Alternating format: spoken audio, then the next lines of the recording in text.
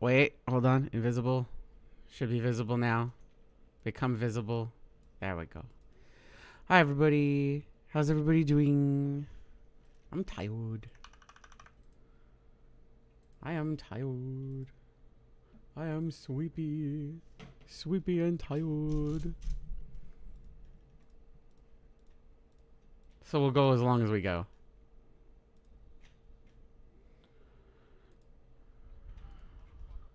Hello, Delphi. Hello.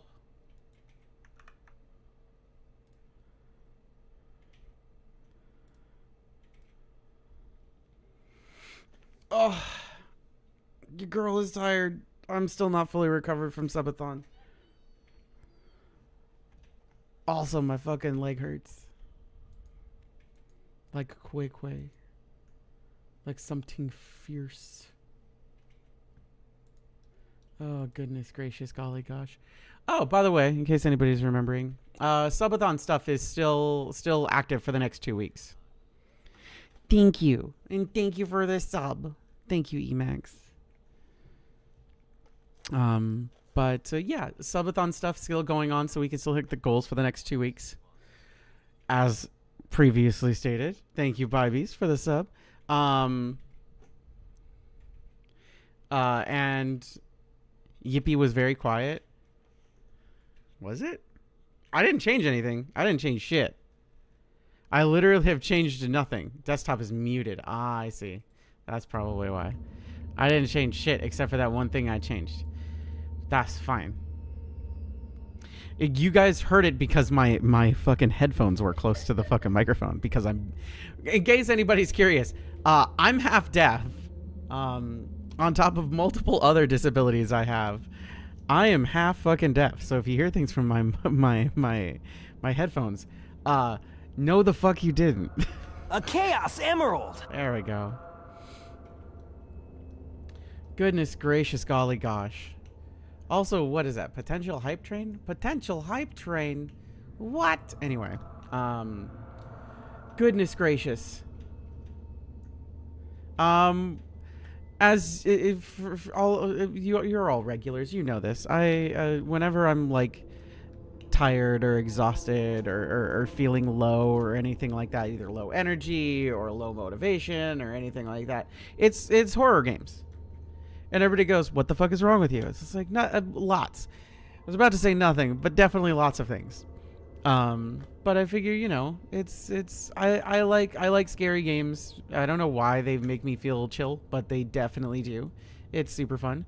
Some minor housekeeping before we continue on. Housekeeping the first. The first thing I would like to tell you all is that all of the VODs for Subathon will be up by tomorrow night at 8 p.m. Pacific time. That includes the end of Golden Sun's VOD, which goes up today at 8. The Chaos Emeralds! So, like, in 3 hours. And then Golden Sun The Lost Age VOD Part 1 launches tomorrow at 8 in the morning. And then The Lost Age Part 2 goes after that. That way, all the major shit from Subathon is up before we play Golden Sun The Lost Age on Friday again. So that was my goal, in case anybody like missed a bunch of stuff or wanted to go back and watch it, or etc etc etc. It's all up there, and I've blocked it out into bite size. I say bite size. They're background watching friendly VODs. Each one is about 4 hours, except for VOD Part 3 for Golden Sun, which is about 2 hours and 30 minutes, and Golden Sun The Lost Age Part 2, which is about 5 hours and 30 minutes. But very background friendly, listening, watching, etc. So it's up, it's ready. I think it's all the way up to Part 4 is up, so... Well, so two things that have helped me mitigate things, which is one, I downmix everything to mono.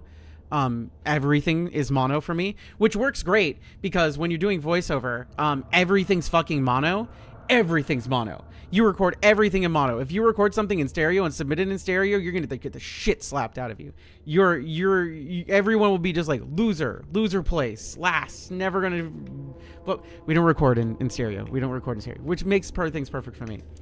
I downmix everything to mono in my interface. I downmix everything to mono on my stream, which means that if I'm having a really bad day and I really can't hear anything out of my left ear, then it's all fine. I can hear it with my right ear. Second thing is that y'all, including and not limited to Fluffy, helped contribute to my sound radar, which means that my computer recognizes everything in stereo, but I hear everything in mono. But that means I can visually see if something is on my left, on my right, behind me, or in front of me. And it's set up in a 6-zone style. It's really helpful for competitive games. Anything that's like when we were playing Marvel Rivals regularly, it basically made it so that I was able to keep up with everybody.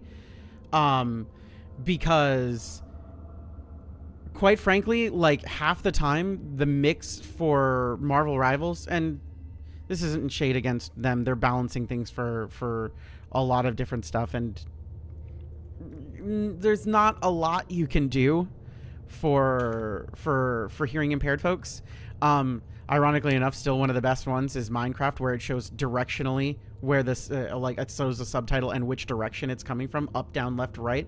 That's really helpful. Ironically enough, that is probably the biggest innovation that they did. But it's less capable in faster games like Marvel Rivals or Overwatch or Apex or stuff like that. So this basically mitigated so that I was on a closer to even playing field, which is why I was able to do as well as I was able to do. Because Overwatch was unfucking playable in comp for me, basically because of disability.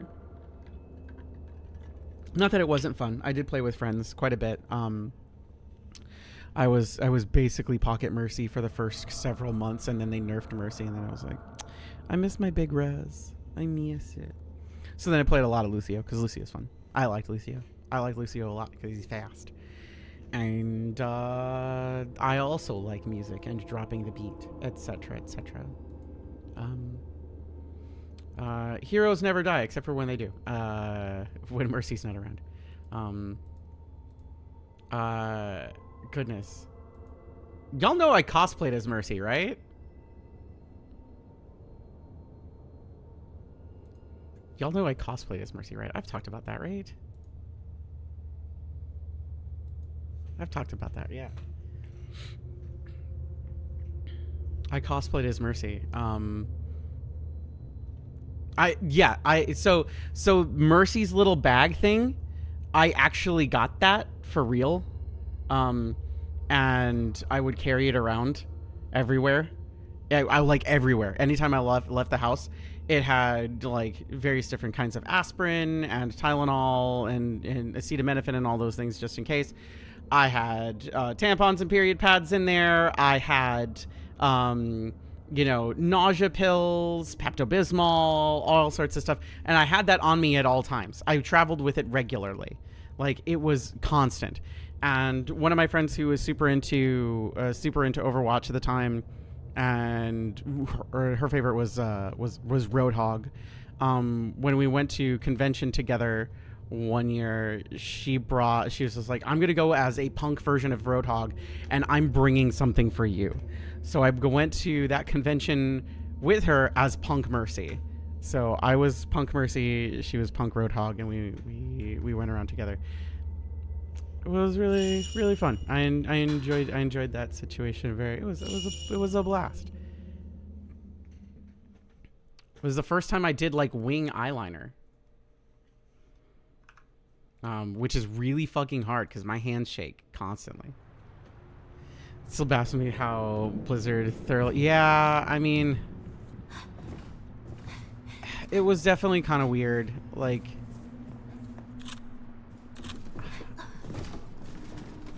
The sad thing is that there's still so much to like about Overwatch. Like, there's so much that I remember having fun with. And like there's characters that I really still enjoy for Overwatch. Like I love Pharah and I love Ana. I love Ana. Oh my god, I love her so much. She's so cool. Grandma sleep darts? Get out of here.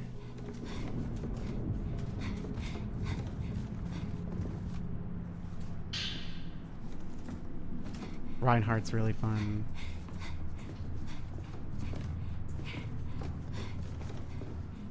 Lucio's still one of the best. Like, I don't, that's not even up for debate. I feel like Lucio's still one of the best. I also remember when the, oh God. Oh, way back when the PC players were just like, yeah, these console players for Overwatch are gonna, they suck and they can't even play at our level. So the #1 Lucio on console started playing on PC with a controller and became the #1 Lucio in the world on PC with the controller. It was so freaking funny. Oh god, that was so good. So good. I'm trying to remember how to play as we go through here. I don't know. Like, as messed up as the industry has gotten, and with all the layoffs and everything like that, I still love video games. It still matters to me quite a bit. Like, I think it's a medium that, quite frankly, it's a unique way to tell a story, and I think that's why people struggle to adapt video games to like television or movies or anything like that, because there's such a unique experience in playing a video game, like actually just playing a video game and enjoying it and sitting through it and everything like that. Even things that have quote unquote done it well, it's still just like it's you got the vibes right, sort of. Like the Sonic movies are pretty good, right? Like the Sonic movies are pretty darn fun, and they get the vibes right. But at the same time, it's not the same, you know, as playing Sonic 1 or Sonic 2 or Sonic 3. Or even playing Sonic Adventure. It's not the same. It is significantly different. And it is not a replacement for. It's a way to introduce, potentially, but I don't necessarily think that there's ever like the plausibility of it replacing as like, oh well, the show or the movie was better, and it's because of the interactability, the choice. And I don't mean choices in just like Paragon or Renegade. I mean like, I'm choosing not to go into this room right now because I have a feeling that something's gonna happen as soon as I go in. I'm choosing to walk around and double check the areas around me to see, you know, if there's anything else I can find before I go into the room, so I'm prepared. These are choices that I am making, that I get to make, that, you know, once there's like, once it's in a movie, all those choices are made for you. You know what I mean? All those choices are made for you. You know what I mean? You don't get to...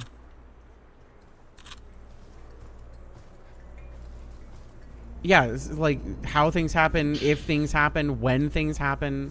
Now, of course, there's scripted moments and scripted sequences and everything like that. Blah, blah, blah, blah, blah. There's a padlock engraved with a triple diamond motif on the door.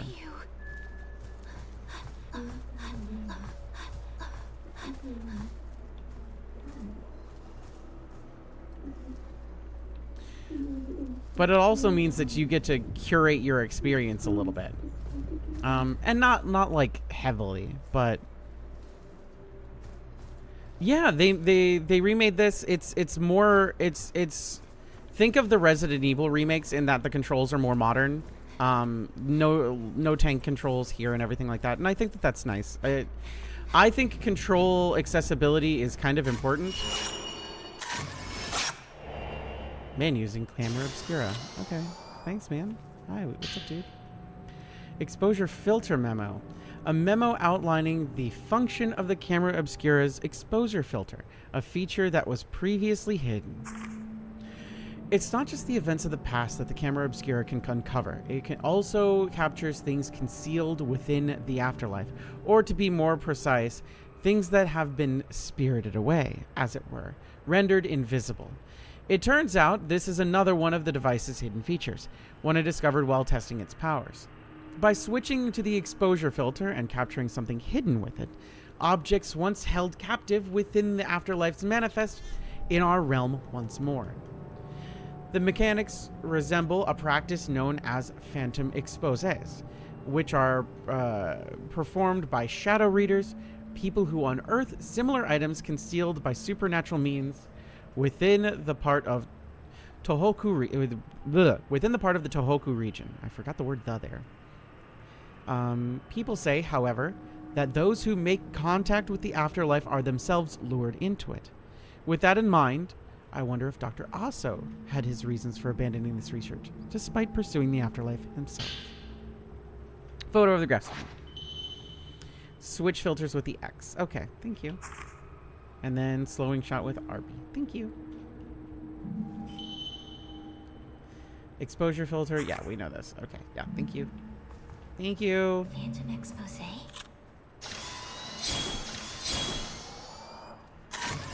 And there we go.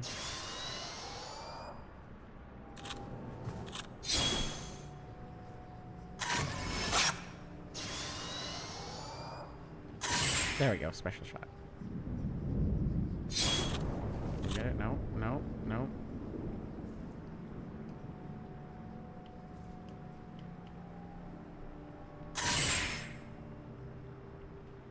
Do I need to be? Oh, I need to be where he was. There we go. There we go.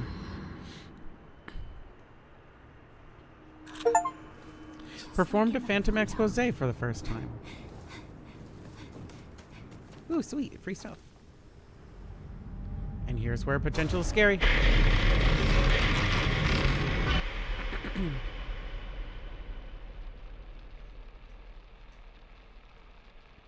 So this is Minakami Village.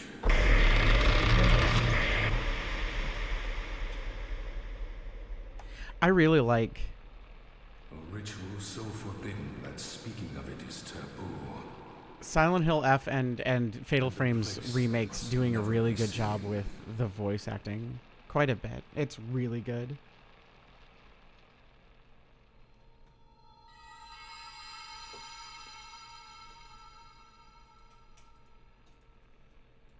If I could capture it with the camera obscura.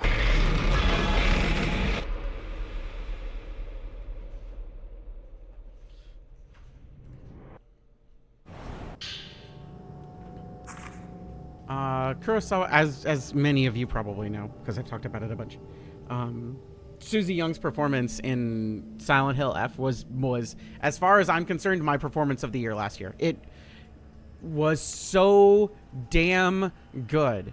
She fucking acted her goddamn heart out. She fucking poured her entire soul into it. It was awesome. I really, really liked it. Really, really, really liked her performance. Kurosawa, the head priest, welcomed me here. Oh, wait. When I first came to the village, Ryokan Kurosawa, the head priest, welcomed me here with open arms. The village lacks any formal mayor to speak of. Instead, he serves as a principal organizer. In all likelihood, Minakami Village probably began as a settlement of religious and ritualistic practitioners, with this informal leadership structure being a remnant of that history. The region remains culturally rich even today, with folklore about the gate to hell passed down from generation to generation. The Kurosawa house that I'm sitting in as I write this certainly lives up to its role as the home of the chief priest, filled with many surviving records about the village and its history dating back to ancient times. Many of these records relate to those myths and legends that permeate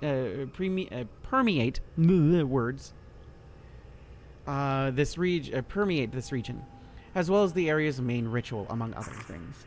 As a folklorist, I love that title. As a folklorist, I can tell that there is a trove of valuable information within these documents. Surprisingly, the head priest has even allowed me to freely search through this literature, which I appreciate. One traditional hidden ceremony specific to this part of Japan is the Crimson Sacrifice ritual. Great. Good start. Where the twin maidens serve to seal the gate to hell, or so it goes. The gate to hell itself is a type of legend that concerns a boundary between our living world and that of the dead, such as a hole or indeed a gate. This realm of the dead goes by multiple names such as hell or the underworld. Access to these venues is typically forbidden, making them spaces to be simultaneously abhorred and feared, but also sometimes revered.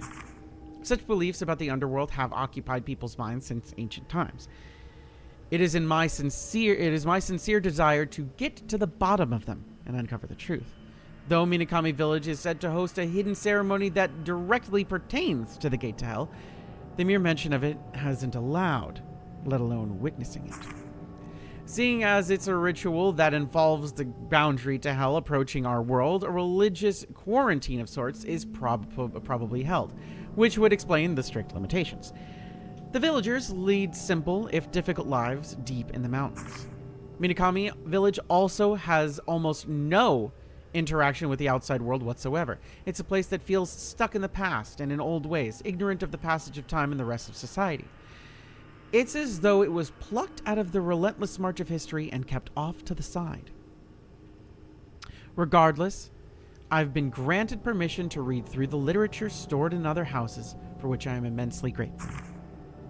There are 3 main households that comprise the nucleus of the village. These are the Osaka house, the first house I was shown, plus the Tachibana and Kiryu homes, also known locally as the twin houses. Though I was only able to enter a small section of the rooms when I previously visited the Kiryu house, I'm sure I'll be able to comb through it more deeply before long.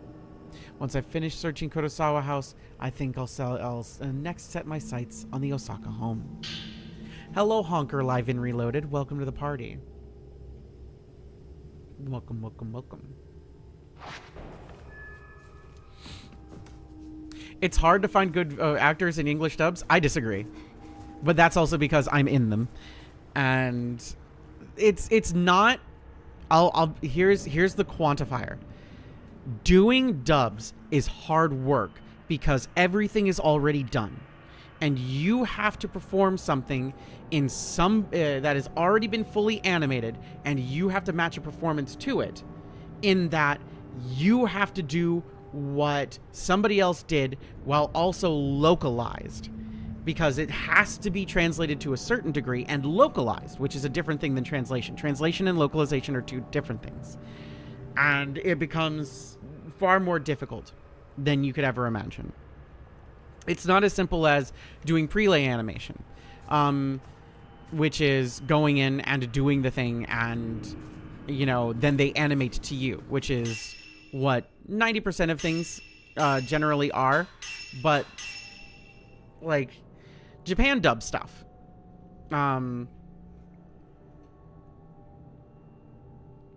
that's everything though. Like, the skill isn't the issue. The problem is the dubbing company in question using people who's not suited for. That's everything. That's everything. There's no reason that Chris Pratt should be playing Mario, and that is a big giant Hollywood thing.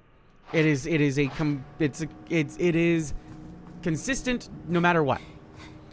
Somebody will make a choice and you will disagree with it, and honestly, that's just something we're gonna all have to live with. But it's not a qualifying of like, casting directors not doing their jobs properly or directors not doing their jobs properly, or anything like that. It's more a case of, that is just how it is. Like, I'll use Chris Pratt as a prime example here. The dude went on to with the Mario thing. He goes, "Hey, it's me, Mario," and he goes, "Haha, that's not the voice I'm going to use though." And then you watch the movie, and it's exactly the voice that he used.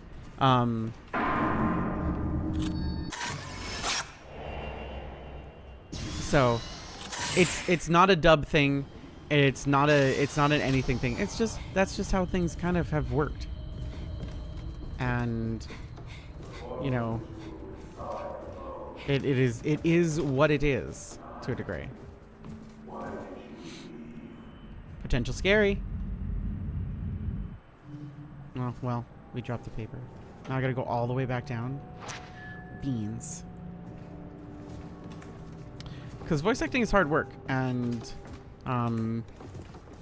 it's not the same as regular acting. I've spent a good 20 years doing what I do, and it's, you know, the industry changes and it gets different, and different performances are required for different things. Crimson butterflies are engraved sacrifice hall seal. Its absence kusabi to repent. You check the book on the bookshelf. An old book describing a ritual. A number of its words are obscured with scribbles. The blah blah blah. That's the children. Okay, we need to figure out scribbles.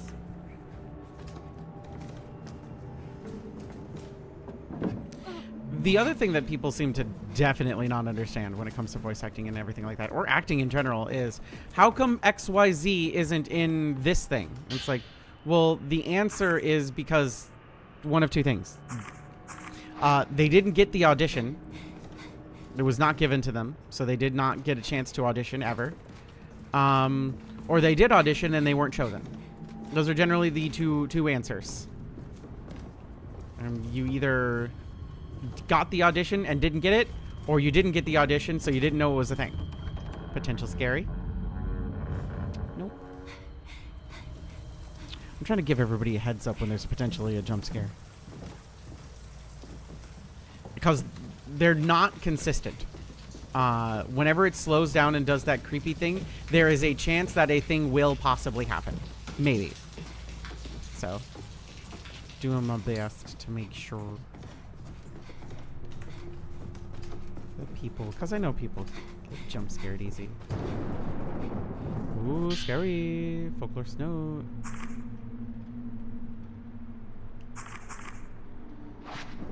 But yeah, like, I'll be honest, like, I've had people, are jump scares random? It's sort of.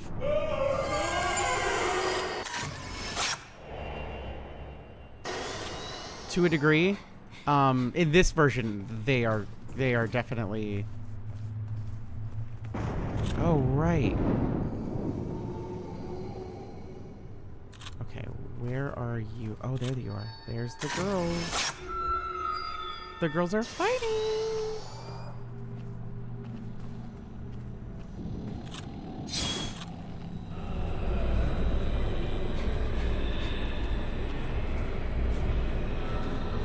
Right, we can't beat her right now.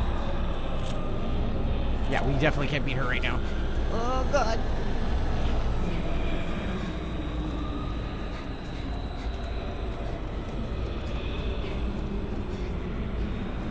Run! Run! But there's definitely been times where, like, people are like, oh, Kdin, how... Like, people will ask me, like, oh, I imagined you in this role. It's like, I never got those audition sides. I didn't audition for that because it wasn't there. I didn't get to see it.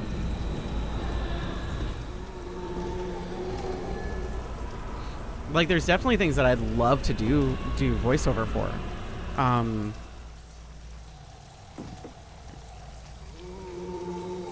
Okay, go away. We're good. You gone? Nope, she's not even up the stairs yet. We're fine. We're good.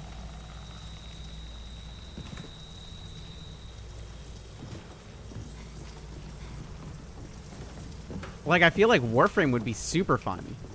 I've never seen an audition side for Warframe. In my years of doing VO, I've never seen an audition for Warframe. Would be super cool.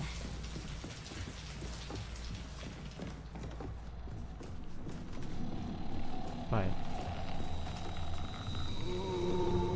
are you serious? Where the fuck are you? Go away. I don't want to be here. And see, there's the other side of things is like, when you campaign for stuff, people don't like that.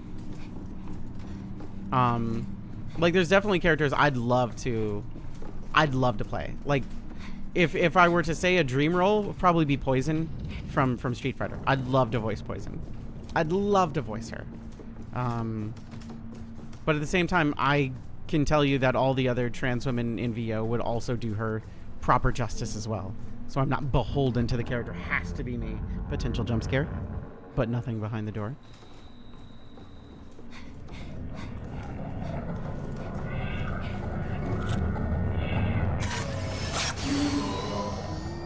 And you gotta let go of that shit. That's the crazy part, is you have to... You gotta let go of the idea that a character should be you or belongs to you or anything like that.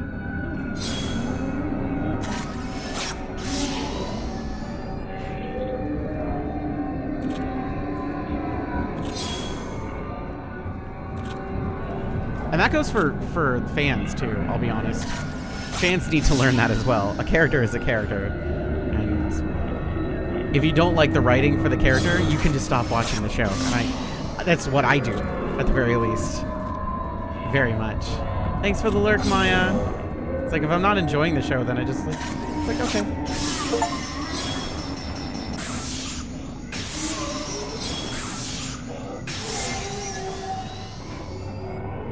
It's NBD.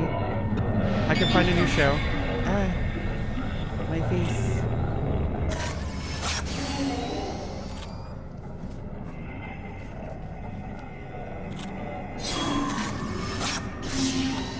Like, we were watching Fire Force, and I loved the performances.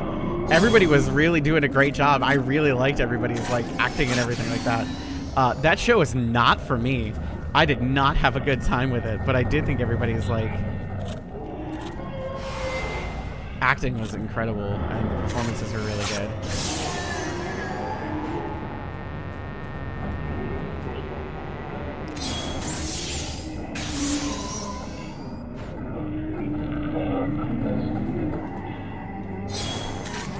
Welcome to Fatal Frame, where I'm very calm while the monster is attacking me, and I'm talking about random other bullshit.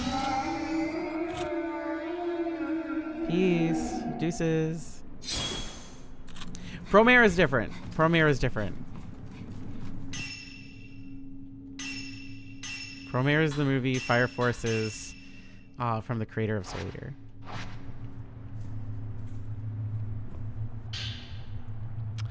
Photo of the servant's room. Okay. Oh, I know where that is. He is in the room from this photo.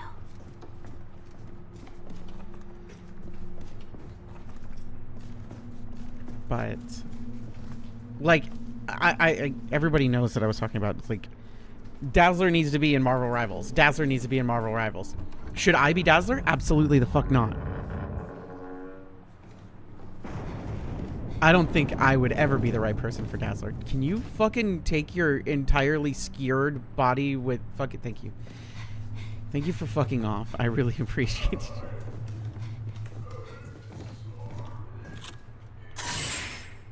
Oh, hold on, let me...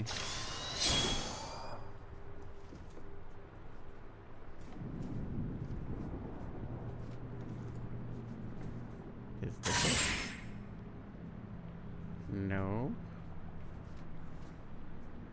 Is this it? Am I skewed? There it is. There it is. There we go. I was in the wrong setting. So it was just hidden before, somehow. But also, like, my taste in things is weird.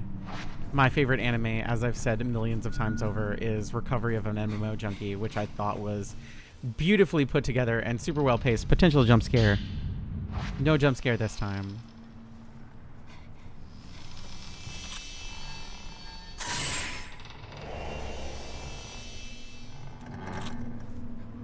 I loved Recovery of an MMO Junkie. Potential jump scare. And we get out scot-free once more. Hello? No, there's a monster here. Hello, ghost. How you doing? How are we doing? You're looking particularly spooky today. It was short, sweet, to the point, and, like, kind of elegant in a way. Like...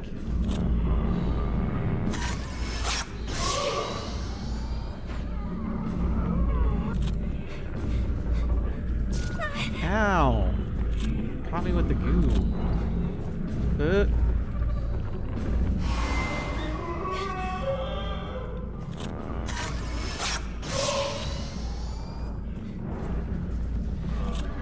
I think that's something that I appreciate more as an adult than I did as a kid. Is I know we always want more of the things that we love, but sometimes it's better when it ends.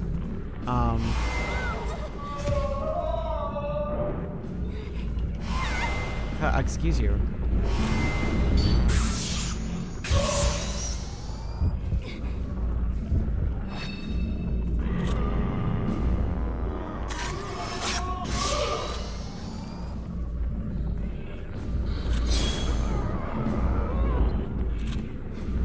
I got a message on Tumblr about Witch Hat, specifically to dub a comic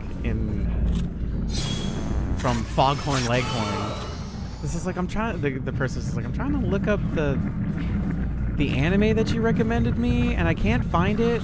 And it's like, I'm typing in Witch Hat. It's like Witch Hat Atelier, Atelier. I said, boy, Atelier. You got to put that in there. It's really important. And it's like, do I have a Foghorn Leghorn in me? And I don't know. So I'm debating it. Because there's certain Looney Tunes characters I can do fucking real easy. And there's certain ones that I definitely can't. I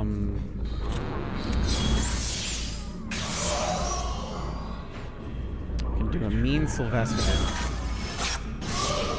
And I was hired to do Bugs Bunny for a brief moment in time.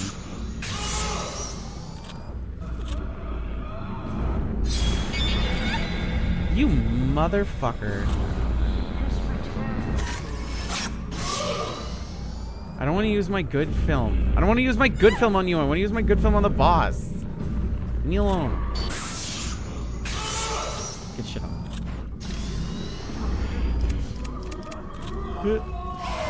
Oh, come on. That did not touch me. It did. It touched me.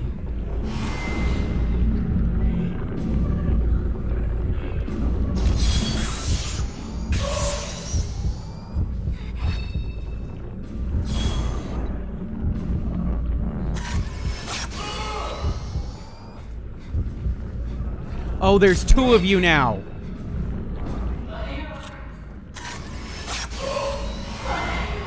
Oh, okay.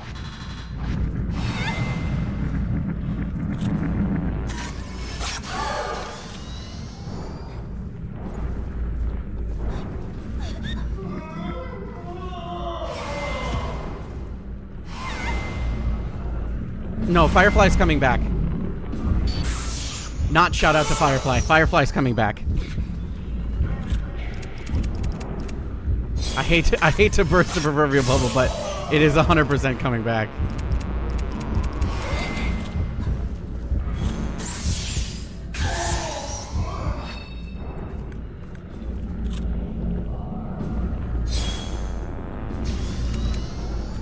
Yeah, Firefly is coming back. What do you mean, how?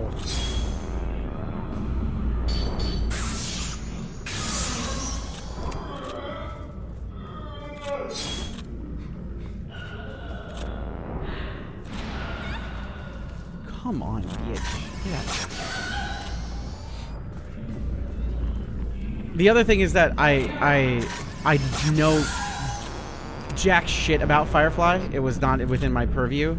All I know is that my friends who all really like Firefly were really excited, and then they apparently are bringing back somebody who they're just like, they shouldn't have brought this person back. This person should not be a part of this process. And it's like, that's I'm happy for you or I'm sad for you. I don't know.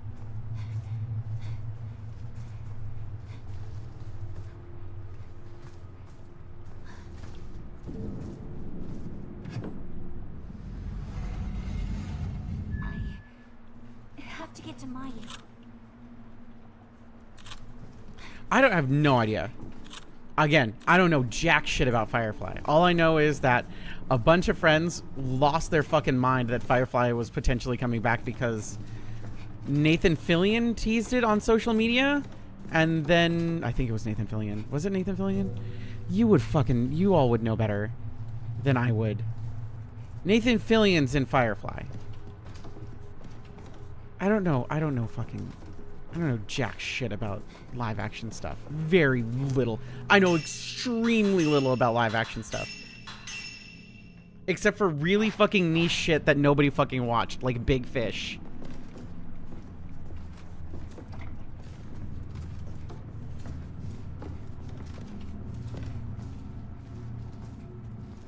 And I was like, what's Big Fish? And then I go, ugh.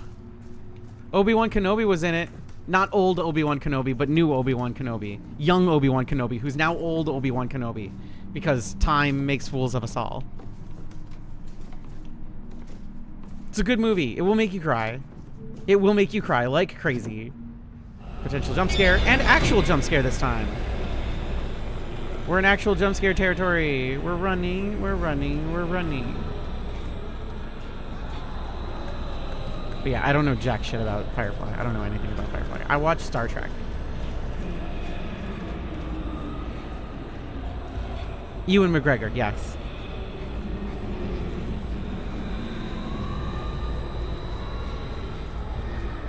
He also played. Ewan McGregor also played. What's his phrase? Fucking. Oh, I fucked this up. Can you kill me because I fucked this up?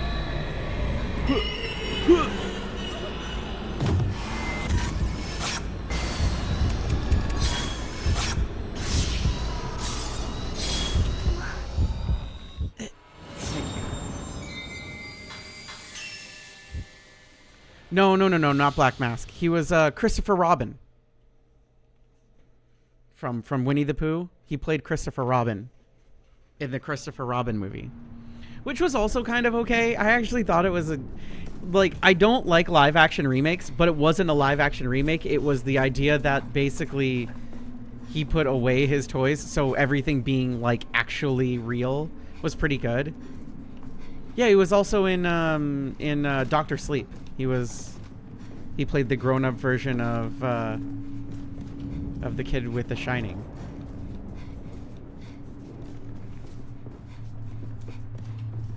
I did know that. Ewan McGregor, the nephew of the... Yeah, there you are.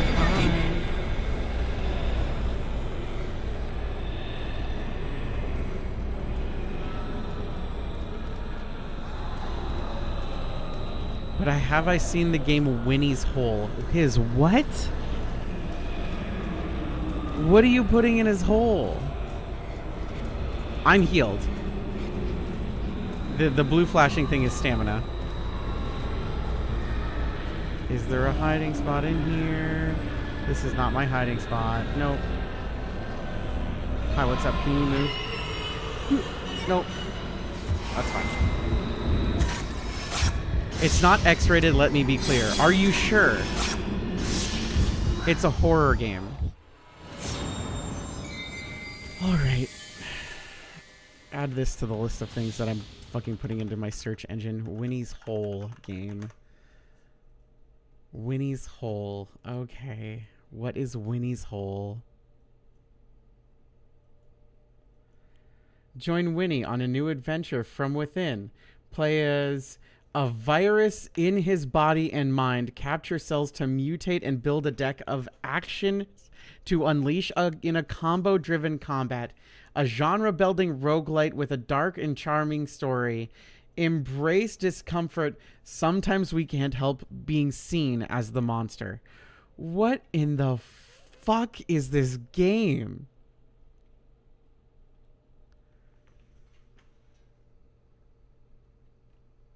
Huh. Winnie's Hole. I don't like that name. I don't like that name. Reviews are very positive. Reviews are very positive. Once again, an absolutely wonderful game from this developer. It has the same creepy energy as Ring of Pain did. Just that. Honestly, I'd say they made a big argument with the whole Winnie thing. Not because of the execution, but simply by how it looks to the outside. What really sets this game apart from other projects that seem to have taken advantage of the, quote, what if child-friendly property that's public domain but messed up and weird, is that it doesn't entirely shed the aesthetic and charm of Winnie the Pooh. It doesn't lean into Winnie as a horrifying murder machine. He's still a very sweet and naive bear that loves his friends and wants to help. The other characters likewise fit into this. They have a bit of a more intense response to Winnie, especially as you go on, but it's still very much a silly and fun concept of trying to gently explain to this silly old bear that he is now an eldritch horror. Interesting. Well, I don't know if I'd like I don't know if I'd like the title Winnie's Hole, but I do appreciate the everything else about it. It's really interesting looking. What else did they make? Oh yeah, Ring of Pain was the other thing that they made. They only made 2 things. Ring of Pain and this. Yeah, that looks like something they'd make. I had to take breaks because the body horror is so good. That's awesome.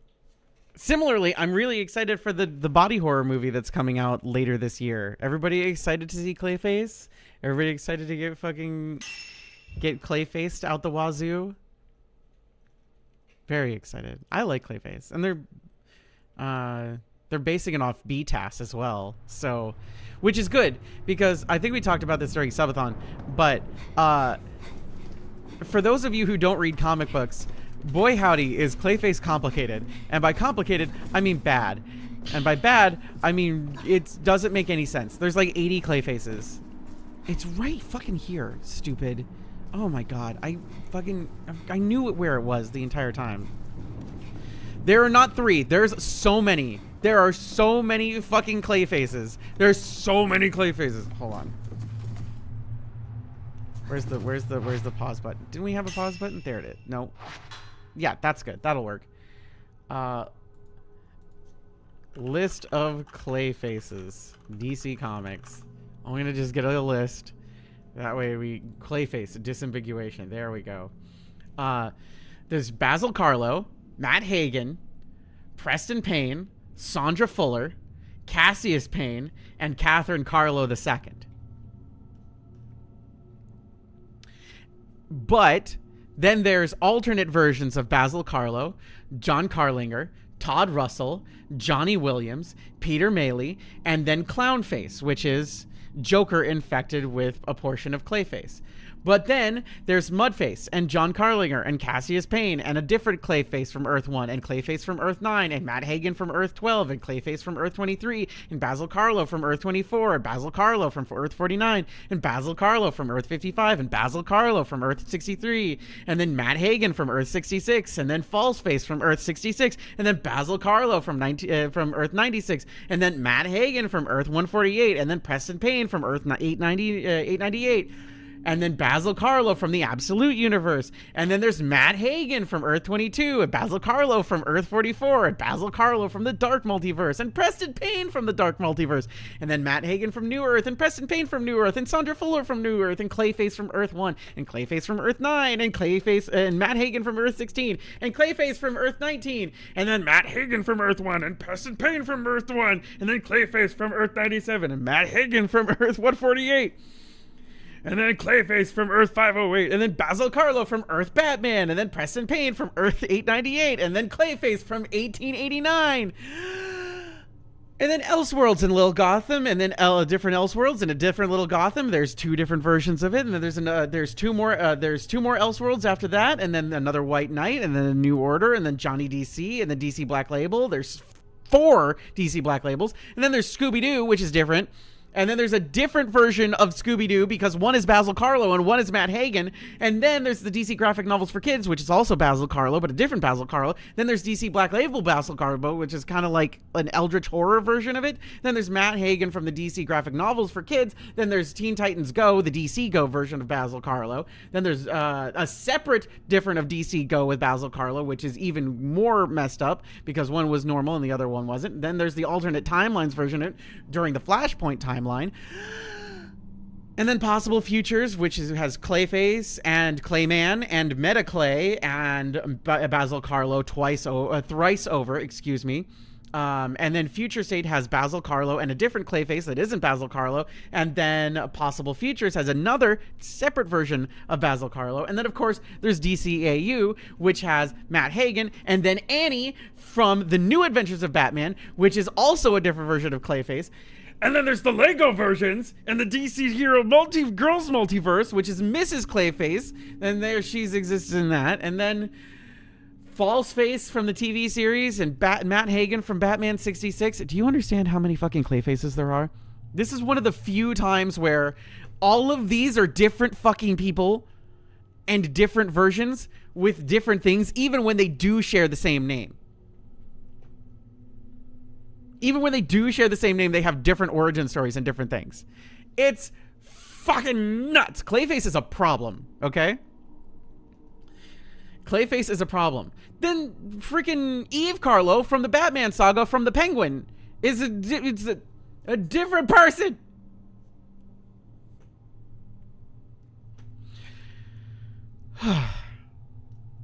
So it's nice when they just pick one and they just roll with it, which is the one that you probably know, which is Matt Hagen from DCAU, who's the actor. That's the one everybody remembers because that's the one that actually had a consistent story. Not that there's anything necessarily super bad or super wrong with the other ones. It's just consistency. You know, we're talking about consistency. That's true. And don't forget the time that Clayface may or may not have been living as Red Hood Jason Todd for a bit, because why not? Comic books are confusing, and I don't blame you for not picking them up, okay? I don't blame you for not picking them up. It's totally fine if you don't pick them up and you live on surface level stuff for certain things. That said, when you say you're a big fan of a comic book character, you jump into a little bit of a torment nexus. We'll call it a torment nexus, okay? Because there is no good, or there's no good way out of it. If you say you're a fan of a comic book character, there becomes a problem. Because I know so many people who would absolutely jizz their gourd being just like, I'm the biggest fan of Deadpool. I'm the biggest fan of Deadpool. I love Deadpool. I love everything that Deadpool does. I love everything that Deadpool is. Deadpool's so cool. Deadpool is great. Deadpool's the best. And it's like, okay, cool. Really important question for you. What's Deadpool's daughter's name? And then I get nothing. It's like, what do you mean? I said, what's Deadpool's daughter's name? You're such a big fan. You love Deadpool and everything he does. What's his daughter's name? Go ahead. I dare you. I dare you. What's Deadpool's daughter's name? And then most people be like, he has a daughter? It's like, yeah. Not only does he have a daughter, but she's also Deadpool. For those of you who don't know, her name is Eleanor Camacho. She's really cool, and she was recently in, I say recently, but she was recently in a team up with Laura Kinney and Wolverine and Deadpool, and they did a whole like dads and daughters crossover thing, which was really, really cute. And Wade calls her Cutie Pool because he really cares about her, and that's why he wasn't in a part of her life, because he loved her so much and he didn't want it to affect her, because he knows who he is and he knows that he is a problem. So he didn't. And then, you know, she found out and he came back, and etc., etc. And lots of other stuff happened.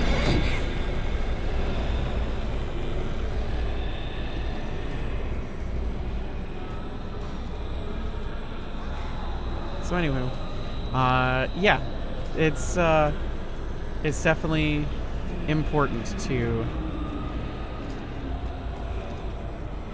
because I'll be honest, I'll say this with my whole heart.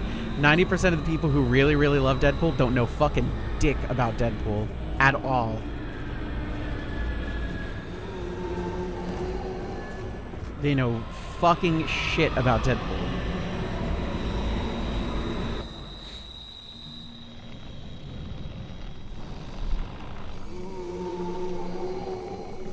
Can Can you go away, please?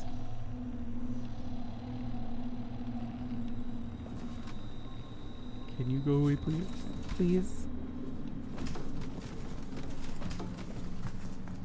Okay, good. Oh. She's stinking over there. She definitely stinking.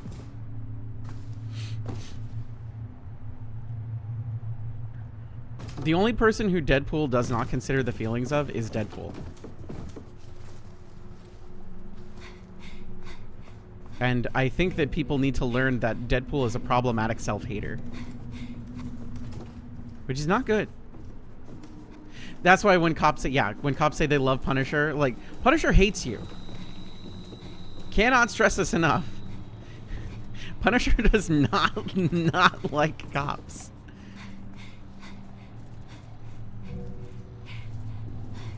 Punisher is notorious for that. In fact, that's pretty much most of his character is that.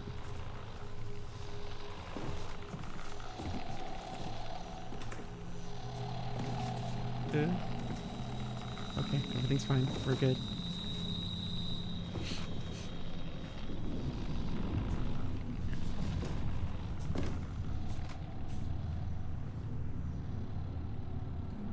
Princess is also technically Deadpool's child. That is technically true. Through multiple technicalities, that is technically true.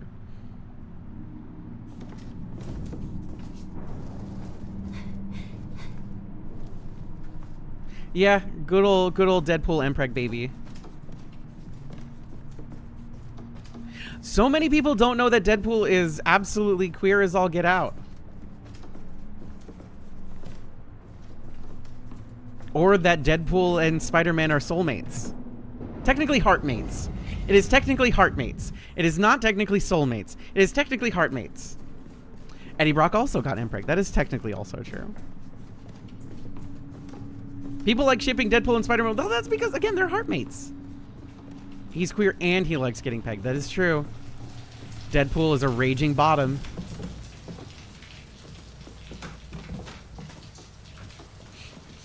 That's the one scene, by the way, that's the one scene in the original Deadpool movie that I disagree with.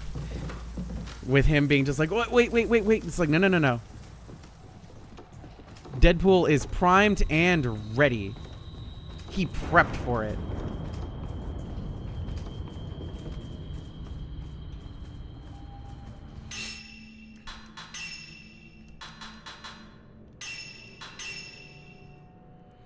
Which I'm not personally fond of because I'm personally a Spider-Man human.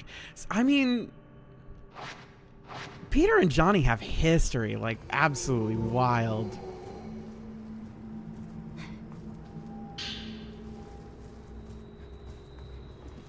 Have you seen Cable? Yeah, I actually really dug that run. I was such a big fan of that run.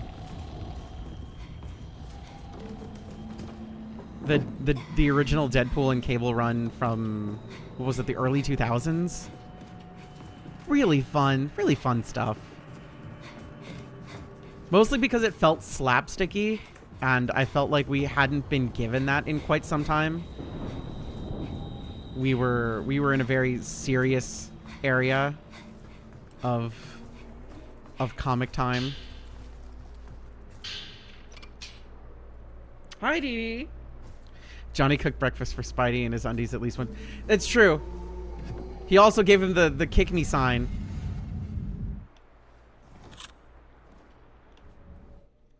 He also gave him the kick me sign, which was really funny.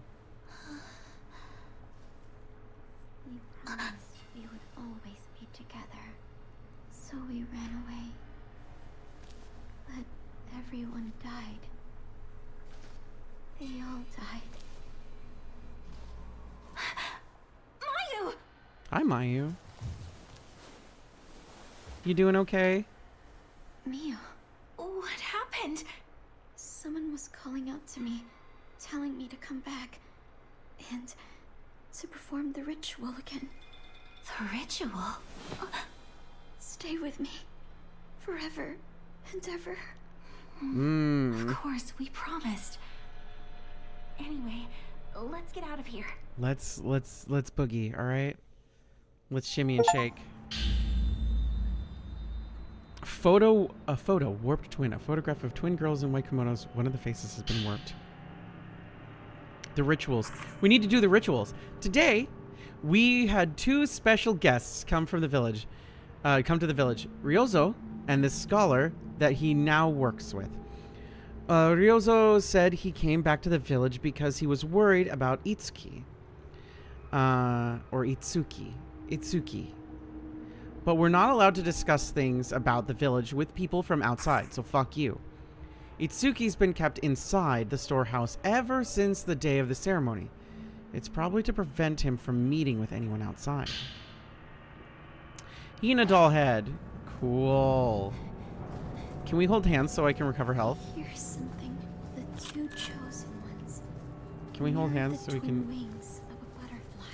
Jump scare? A butterfly No. that will save this village.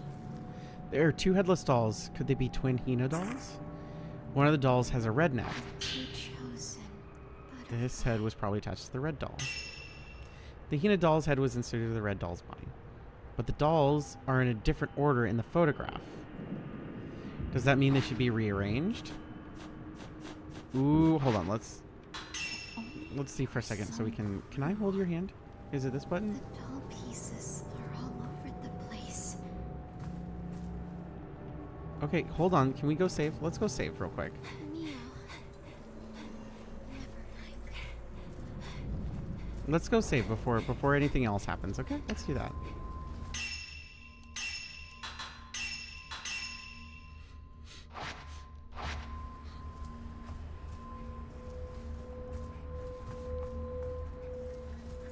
Don't worry, Mayu, I'm coming back. I'm on my way. Hi! Okay, so you go here. And you go here. And you go here. And you go here. And you go here. And you go here. And Grandpa goes here. The tall one goes here.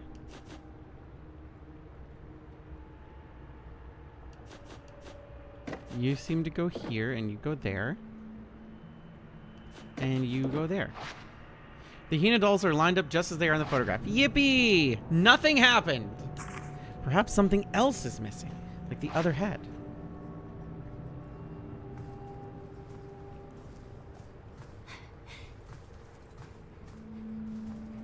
Did we miss the other head?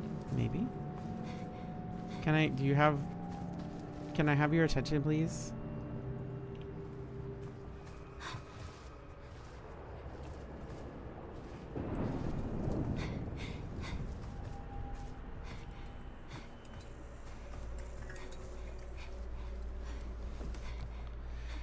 But anyway, like, going back to comic books for 2 seconds. It's why it's hard to recommend comic books to anybody. Because Twin Girls, Men, or Shadow Ritual. Okay, that's fine. Ooh, house map. Fantastic. Could have used that 1,000 years ago, but it is what it is. It's hard to recommend comic books to people because the answer of where to start sucks. Because the answer is complicated. You can't just start. You know? There's no less necessary, unless you're like at the beginning of a run of something, and then it's just like, oh, well, you don't necessarily need to do this and that to be able to start or watch anything. Oh, hey, what's up?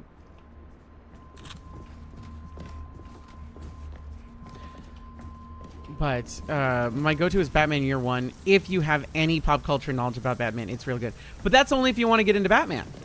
What about Superman? What about Green Lantern? Which Green Lantern? How about Wonder Woman? What about Flash? How about Spider-Man? What about Wolverine? There really isn't a good jumping in point for a lot of stuff. And that's a problem. It's why, as far as I'm concerned, This is why, yes, it's easier to jump into manga, because when you say, where do you start? Volume 1. It's way easier to start with Volume 1, Chapter 1 for something and be like, oh, well, here's Dragon Ball. Well, what does it start with? Well, it starts with Dragon Ball Volume 1, Chapter 1. Where does it go from there? Well, it goes to Dragon Ball Z. After you finish all of Dragon Ball, it goes to Dragon Ball Z. Then what? Well, it goes to Dragon Ball Super. And you're like, what about GT? That's an anime. Anime only. And it is an accessibility thing. It really is. Indie comics being an outlier, of course, to mainstream, but like when people watch a Marvel movie or a DC movie or anything like that, they're just like, oh, I'm interested in this. It's hard to just, where do you go? It's why, like, I think that the IDW run of Sonic the Hedgehog is probably one of the better comics to jump into, because where do you start? Issue 1. Like, it's a pretty easy comic run to follow. Whether you end up liking it or not, it is easy to follow. And again, The doll. yeah, where, what doll? Which one? This one? That one? Where's the doll? Hello? Did I need to take a photo? I probably needed to take a photo. Because you weren't following me. Yeah, Archie Comics version of Sonic was hard to read. You get like, oh, I like Batgirl. Okay, which Batgirl? Which time? Which run? Which writer? Because they all write differently. And then there's the whole Oracle issue, where a lot of folks, kind of myself included, don't like that they like kind of wrote her disability out. It was such a main part of her. And, you know, it's kind of rough that they just kind of went, goodbye.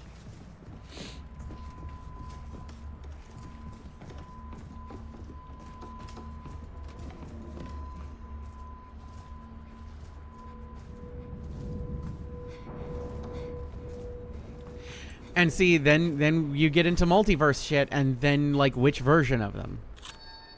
Yeah, see, there's my stupidity. I need to take the photo.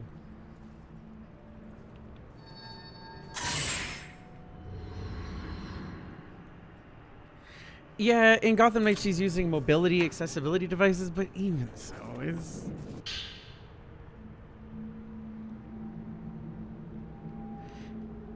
double diamond key. Yay! Okay, cool.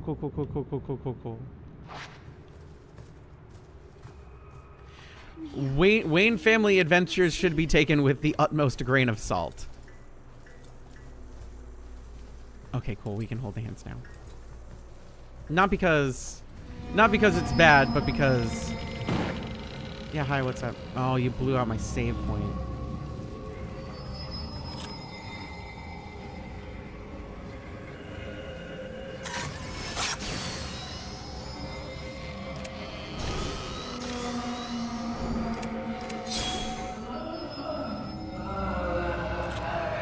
Oh, hi. There you are.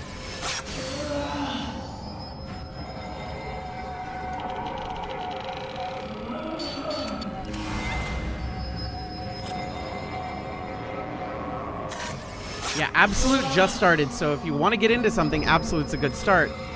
But it's also completely different than anything else.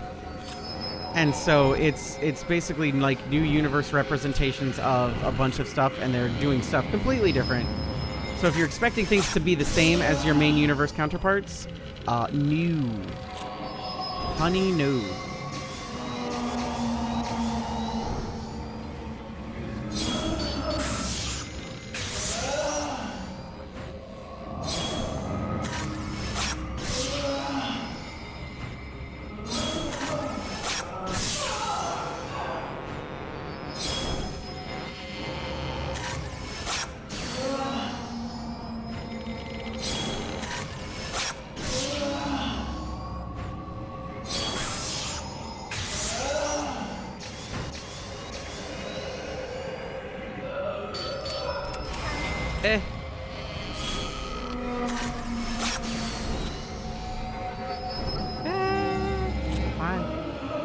ma'am, ma'am, ma'am, ma'am. Can you not?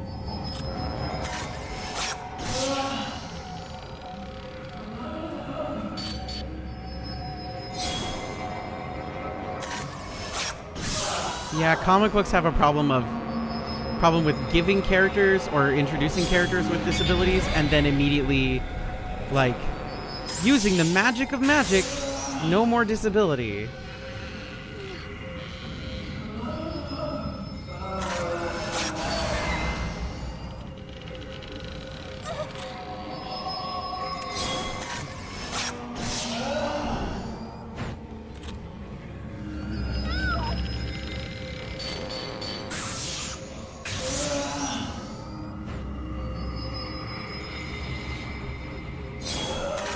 I honestly had that same issue with Archer. Archer did the same bullshit and I got kind of upset.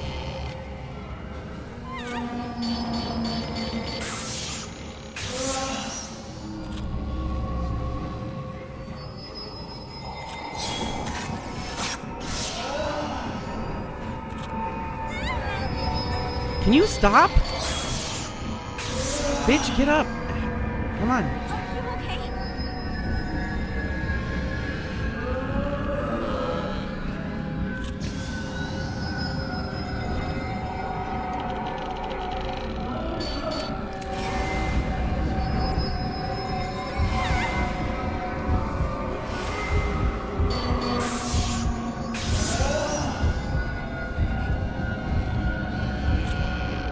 Can you?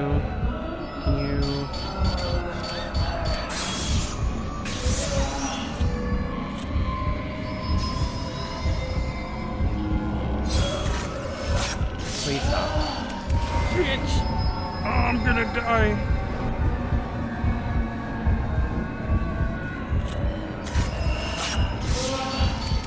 Oh, was that not enough?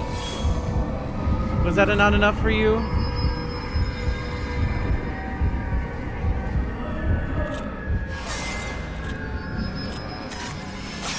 There we go.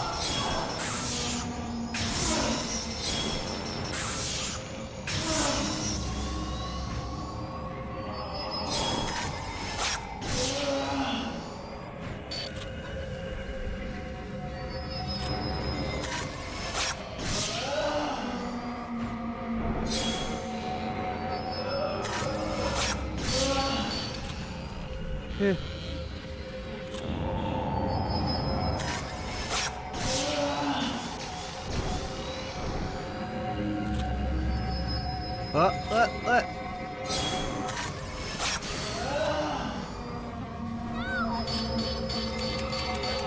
I'm working on it. You're good. Get out of here. Thank you. Let's take another cheeky save. I'm generally would think that we're about 5 to 10 years away from people looking back at New 52 and going, actually, that wasn't that bad. Nostalgia is a son of a bitch. Nostalgia is a motherfucker. Okay.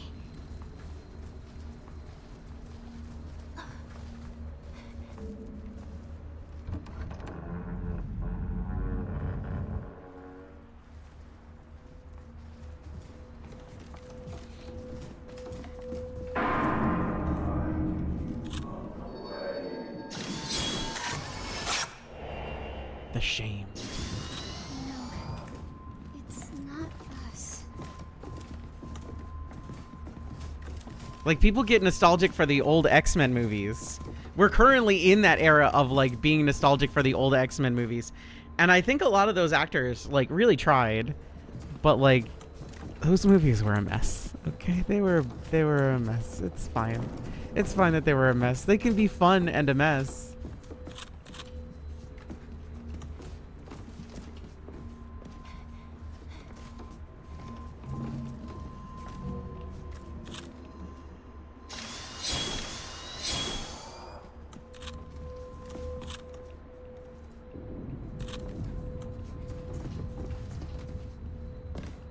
Are you coming or not? Okay, thank you.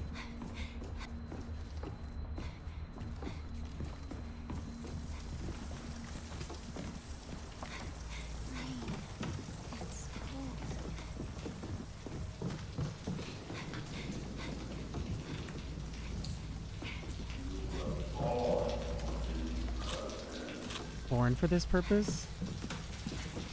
We were born to make history. Wasn't that the lyrics to the Yuri on Ice?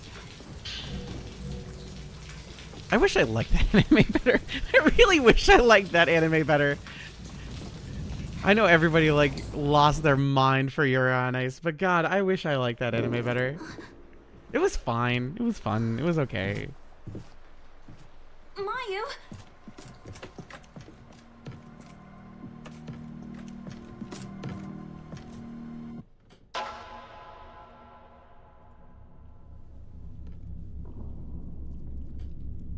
Hey, what's up? You okay? You look like you're doing okay. You look like you're doing great. You all right? Doing okay?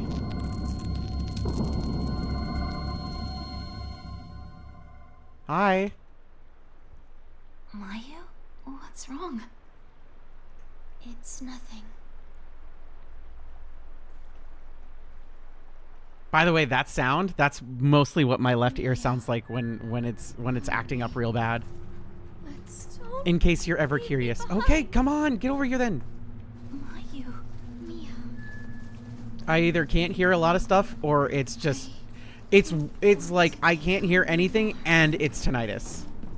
So like when it's acting up, it's real nasty. So like I can't hear everything, anything's muffled, and then all I hear is screech. And it sucks.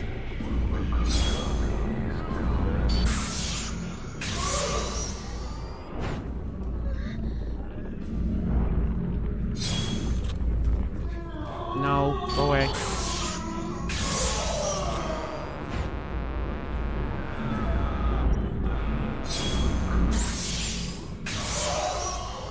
But yeah, most of the time it just sounds like and it's like fuck. And it doesn't help. It doesn't help with the ADHD and the TISM because like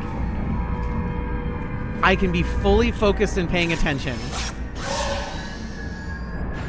And then I can hear what somebody's saying because they're on the right side, so I can hear them, but then I can't understand what they just said.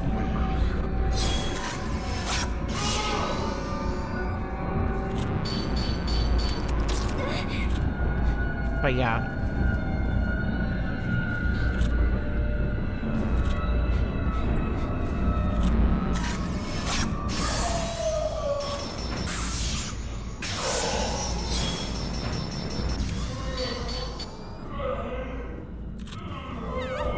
No, go away.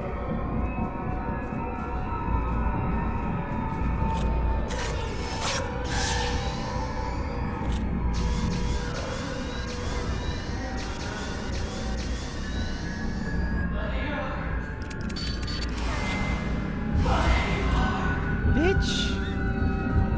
Come quick, hold my hand, I need your help! Twin symbiosis, I need your ability to heal. I'll fight the monsters, you heal me.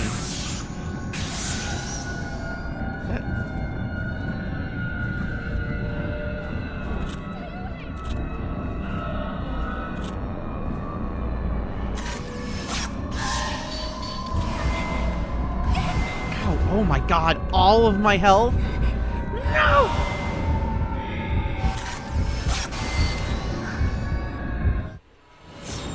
Maya, why? You just let her do it!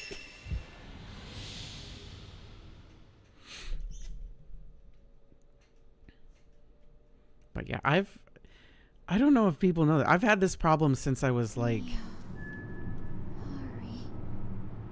I was 8. When I lost a good portion of my hearing.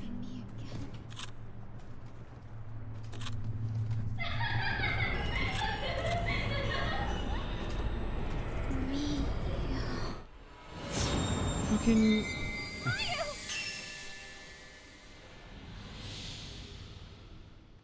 So I've just kind of gotten used to it.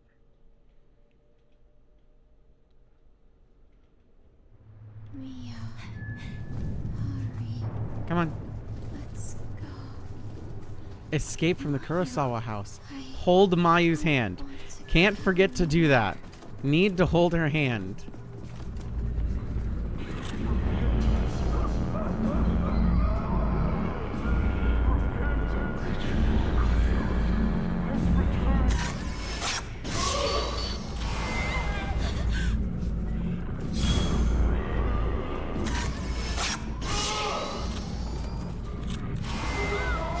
Bitch, don't throw hands. That's so rude.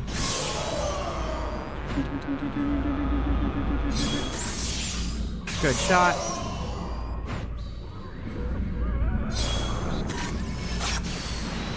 Good shot. Are you doing okay over there? Oh, God. Maya, behind you! We're gonna go! Come on!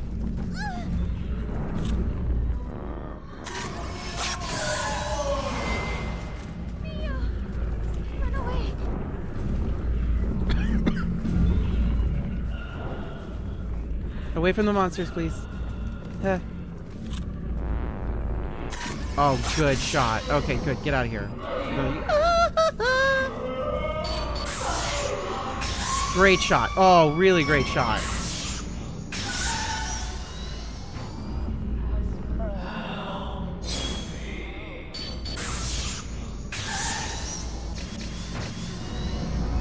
Oh, you're just gonna go like super powered at this point? Okay.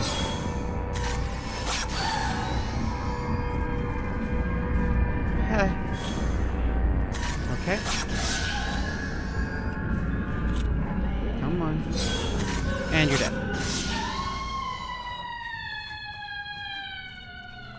Okay, let's leave. Come on. Before they come back because they're ghosts, you know? They just kind of do that. Let's hurry. Let's just go. You and me. Isn't this fun? We're just walking. Walk, walk, walk.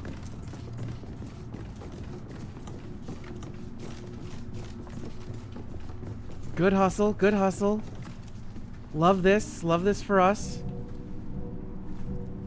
No, no, no. Don't let go. You gotta, like, not back away from me.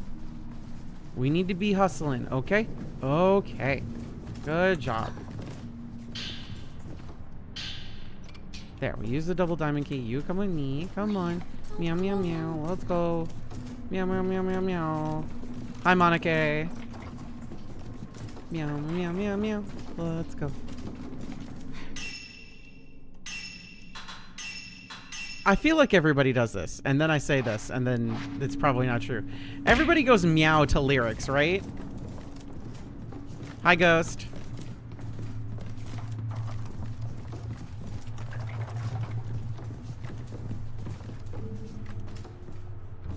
Possible jump scare. No jump scare.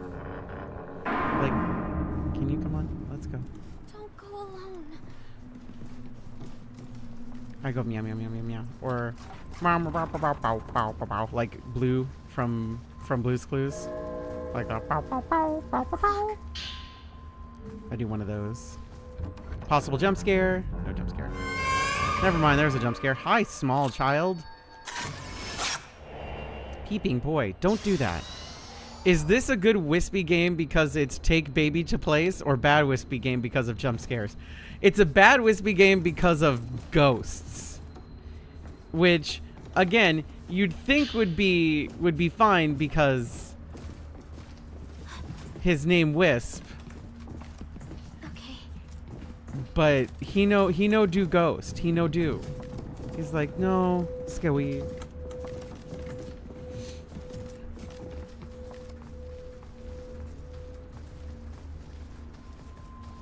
We're gonna go back and we're gonna save, just to be sure.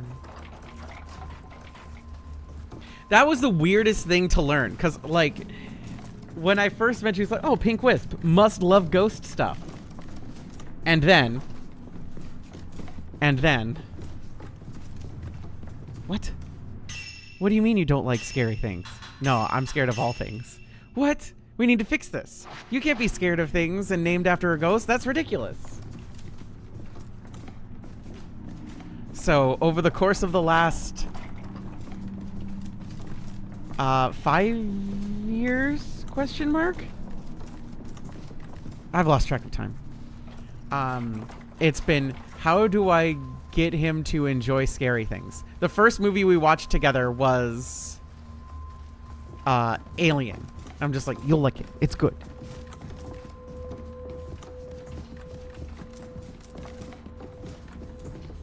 He's like, I don't know.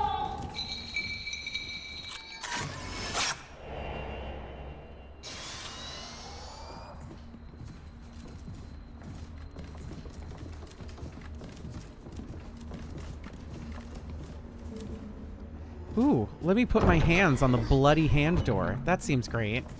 Will you? Okay.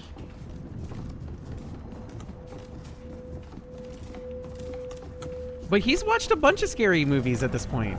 I'm very proud. He's also played a ton of scary games.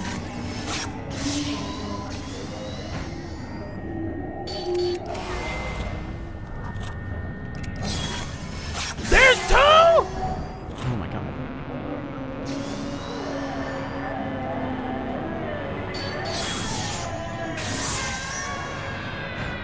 You two gotta back the fuck off.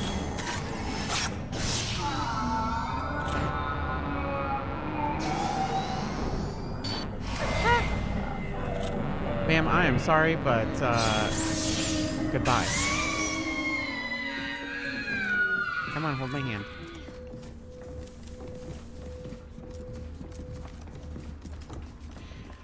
Have a nice shower, Jesse. We'll probably be streaming for another 30. I think that's about as much energy. Possible jump scare. No jump scare. I hope everybody appreciates that. Like, I'm trying to like count, like, let you all know if you're only like half paying attention if there's jump scares. Otherwise, I could just be just like, haha, surprise. But again, like, that's one of the things that I do to make things more enjoyable. We gotta go. We gotta go. We gotta go now. We gotta go now. We gotta go now. Hide.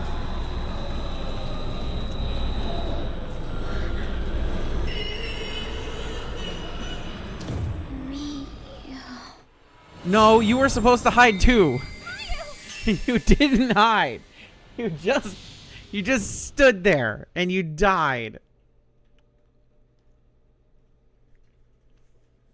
I don't know. I feel like jump scares should be earned.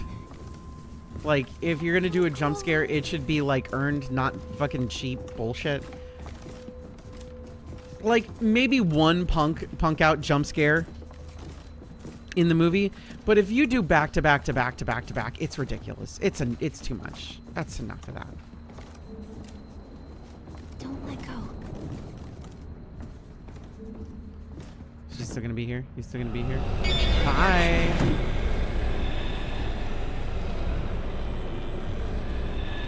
We're running. We're running. We're running. We're running. And we're going. And we're running. And we're running. And we're running. And we're running. And we're running. And we're running.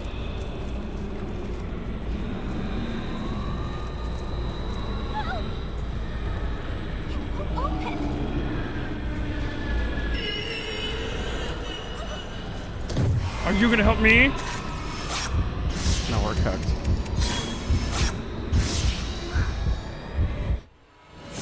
I don't know what to do here, maybe. Maybe I'm dumb. Alright, we're gonna give this one more shot, and then I'm gonna double check what I'm doing. Don't let go. Okay.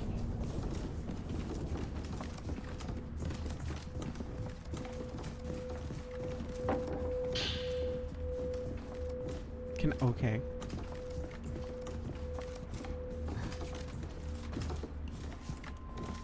Come down here. Come down here. Alright, can you stay? Okay, I'm gonna make you stay here. No, no, no. Oh, no. No, no, no. I want you to hide here. Hide here. Come here. Come with me. Come here with me. Don't let go. Mia. And then we crouch, and then you come inside. and you come over here. Why are you don't want to know? You don't want to know that.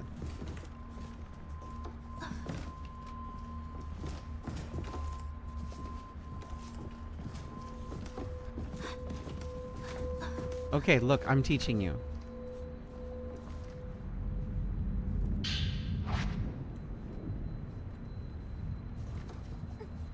There you go. Or not. You're kind of not... Okay.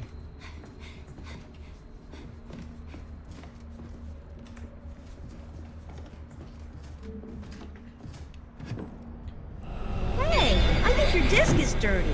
Try ending the game and cleaning your disc. Okay, come over. Come on. Come on. We're going this way. We're going this way.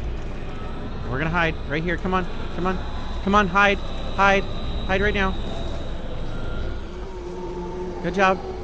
Don't go out there. Stay here. Stay here. Don't move. She's still right there. Your face is really close to mine. You disappeared. Okay, you're fine.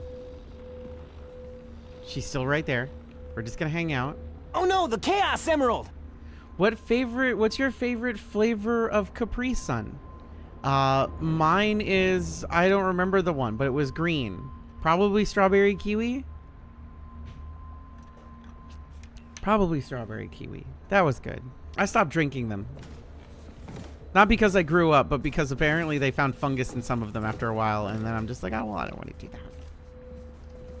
That was probably 10 years ago at this point. Can you come out? Can you come out? There you go.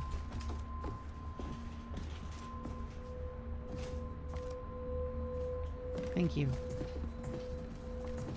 Ecto's Cooler was still super good from High C. Ecto Cooler fucking ruled.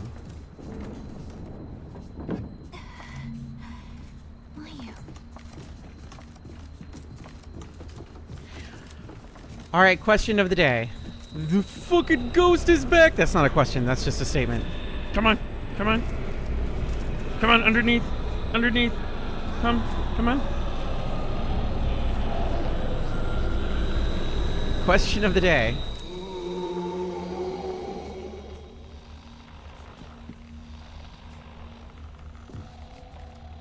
Why did you go out there? Come back. Come back. What are you doing?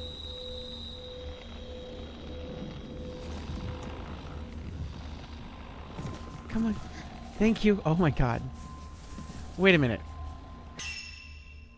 I looked up Capri Sun flavors and one has the first. Okay, hold on. Capri Sun flavors. If you looked it up, I assume you went to images.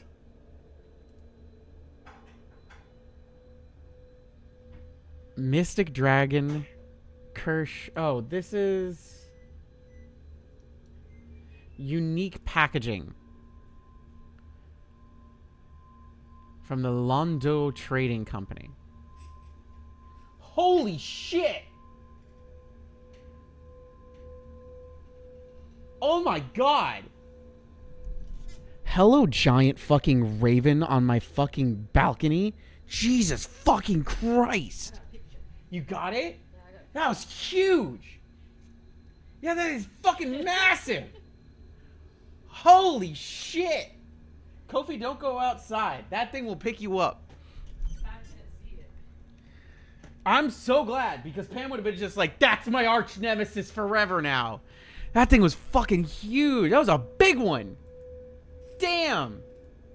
You know what? Maybe we make a deal with the... Maybe we could deal with the Raven. Maybe we could deal with the Raven. Well, it keeps the fucking pigeons away. The Raven's not gonna fucking come over and sit on the light and poop on the fucking floor. The Raven's too big for that. But the Raven will keep away the pigeons. Okay, here's what we do. We befriend the Raven.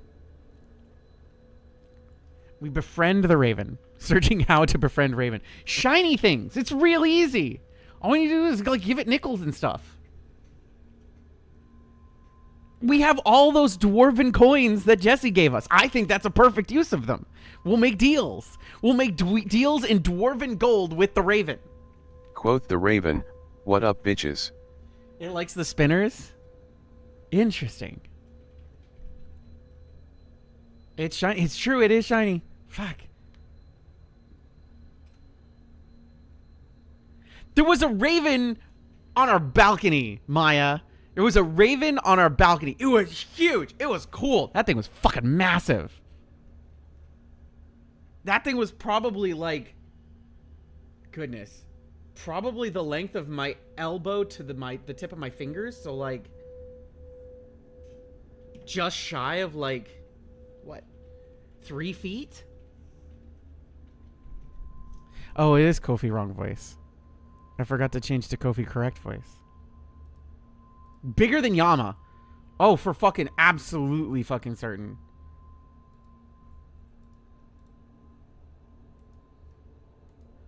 Sort of. Wisp sort of got a picture of it. It's enough of a it's big. It's a big fuck.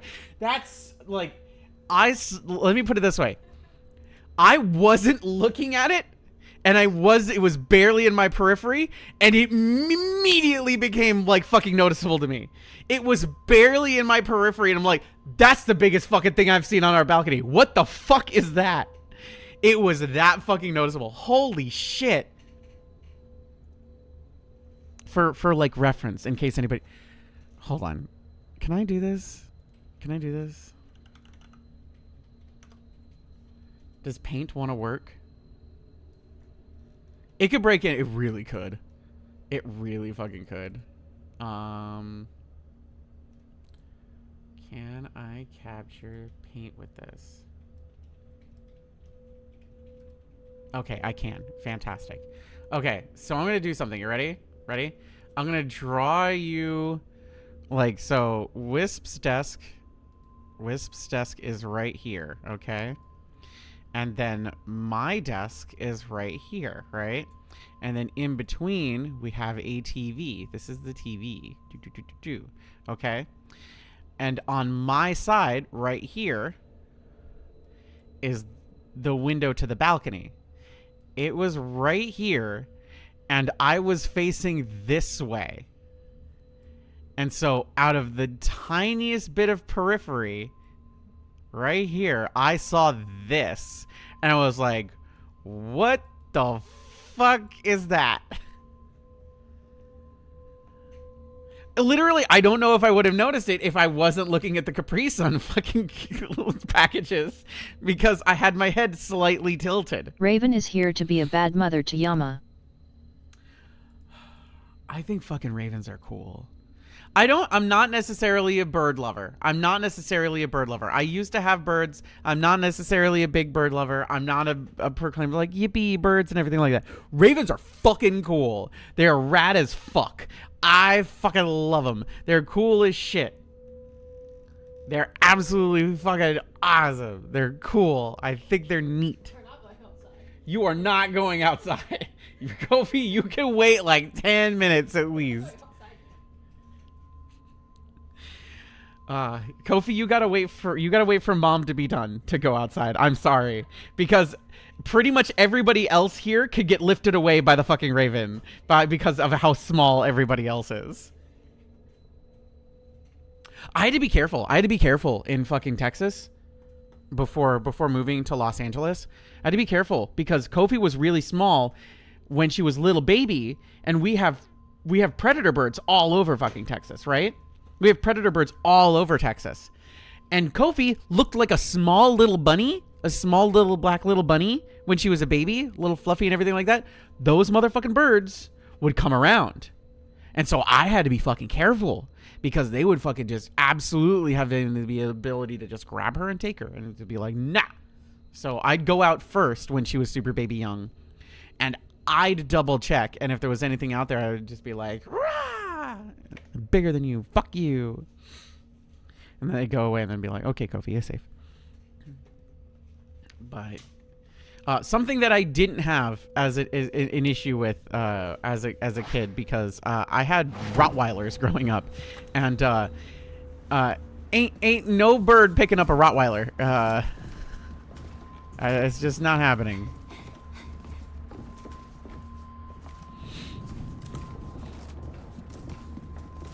So we checked that. Let me go back this way.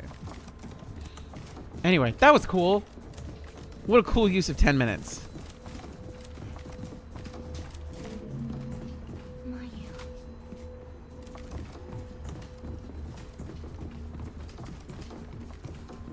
Nature's cool.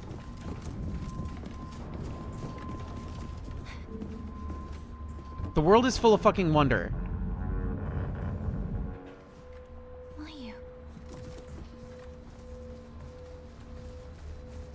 As on fire as everything can be, the world is still a beautiful and lovely place. And be sure never to forget that. Also, never stop learning shit. The moment you think you've learned enough or you think you know everything is the exact moment you become an idiot. Mia. I can assure you of that. There were definitely times in my youth where I'm just like, I figured everything out. I understand everything. And then I was immediately fucking humbled. And I realized how little I fucking knew. Even now, where everybody's like, Kdin, you know everything. It's like, it's because of a thirst for knowledge. I do my best to fucking, like, if I don't know something, like... So, the first... What... I gotta pause again. 9 times out of 10, when Wisp doesn't know something, Wisp will ask me first. Because I have a tertiary knowledge of a lot of different things. Little periphery of knowledge in a lot of different things. But when I don't know something, I immediately am just like, that is outside of my realm of knowledge. I couldn't even begin to know anything about that. And immediately it becomes, let's fucking learn. And we spent, the problem is when the topic comes up at 10:30 at night and then we're up until 1 because the research needs to be done. We need to find an answer or at least a definitive to end the night on, because if we don't, then brain says no, we have to keep going.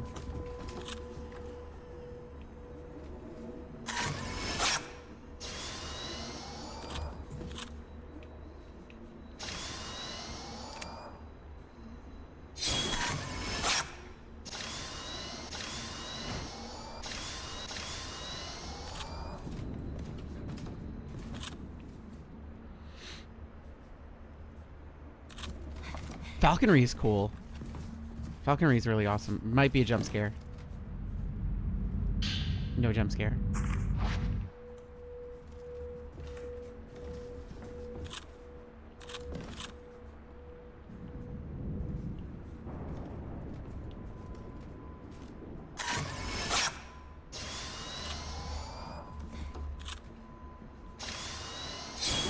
Oh, hey, look, what's that?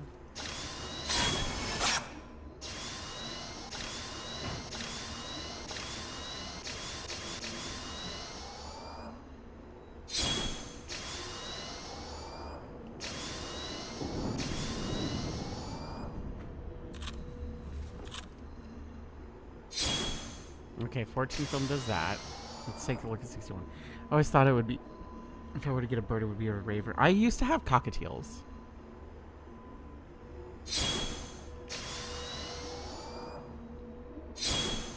I used to have cockatiels. They were not cockatoos. Those are the big ones. Cockatiels are the small ones.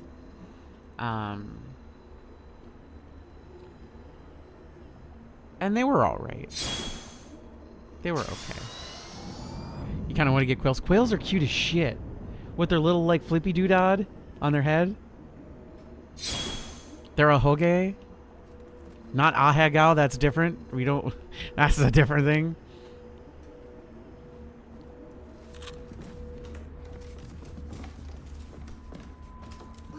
Come on. Come in. Don't go alone.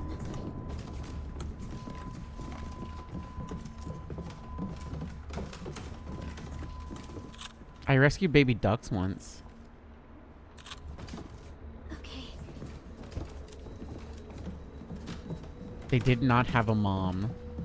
And they were just kind of like wandering in the road. So I helped wrangle them up. And then held them in a bathtub with a little bit of water until the animal control people were just like, okay, we can figure this one out from here.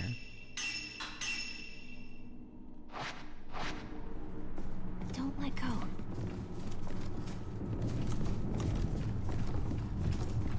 I am definitely at a loss for what to do. But that's okay. Oh wait, nope. There's something here. Herbal medicine. Hell yeah, baby. I'll take that.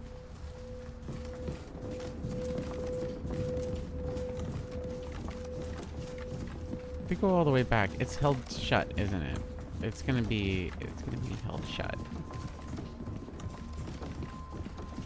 You sure you didn't watch Doug growing up? Because when I think quails, I think of Quail Man.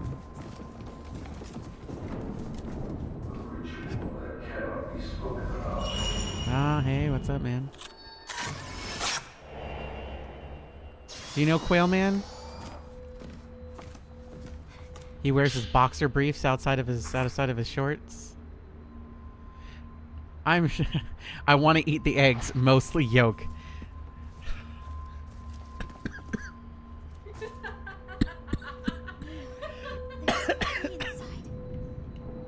I don't know why.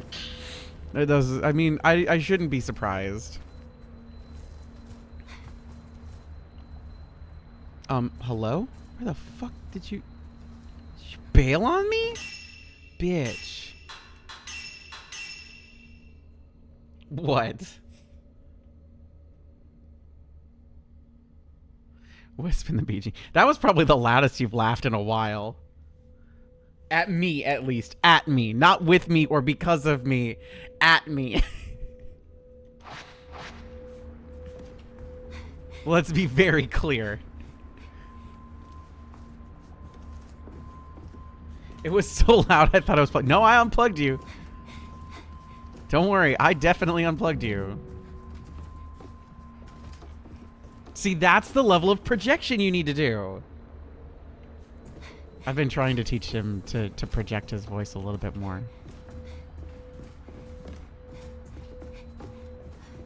Because he's got a deeper voice. He has a deeper voice than I do. And I have a pretty deep voice. I'm like medium low. And he has like low-ish. Not like low, but like low-ish. Low-adjacent. But Wisp is also mostly like soft-spoken. And I tried to tell him to say, no, project.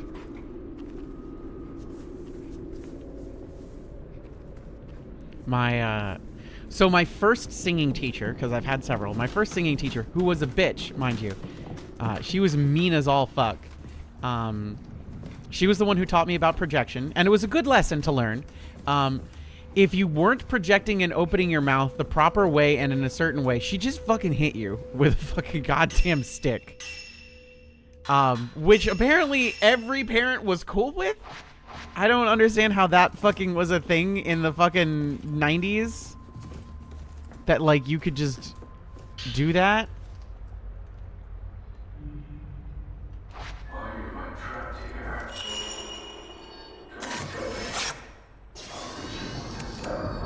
Stop. I need... No! Possible jump scare. No jump scare. Wait. We now have the radiant filter. Okay, thank you.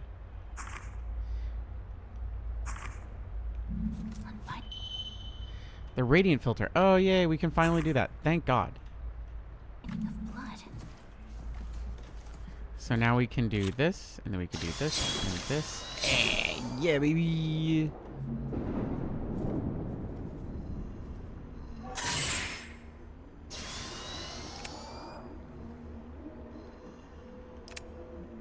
Oh, I need to hold for full charge. That's right. Oh, yeah. Oh, yeah.